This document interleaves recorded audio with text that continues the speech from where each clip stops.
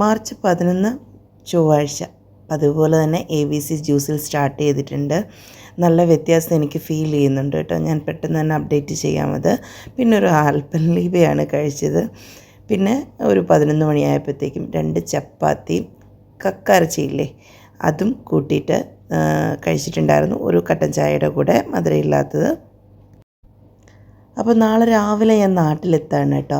പിന്നീട് ഉള്ള വിശേഷങ്ങളൊക്കെ ഷോർട്സിലൂടെ തന്നെ ഷെയർ ചെയ്യാം. കുറച്ച് ചോറ് ഉച്ചയ്ക്ക് എടുത്തിട്ടുണ്ട്. വിശപ്പൊന്നും ഉണ്ടായിരുന്നില്ല എങ്കിലും കുറച്ചൊന്ന് കഴിച്ചു, ഒരു അച്ചാർ കൂട്ടിയിട്ട്. പിന്നെ ഈവനിങ്ങിൽ നമ്മുടെ കാടമുട്ട കൊണ്ട് ഞാനൊരു മുട്ട ബജി ഉണ്ടാക്കിയിട്ടുണ്ടായിരുന്നു.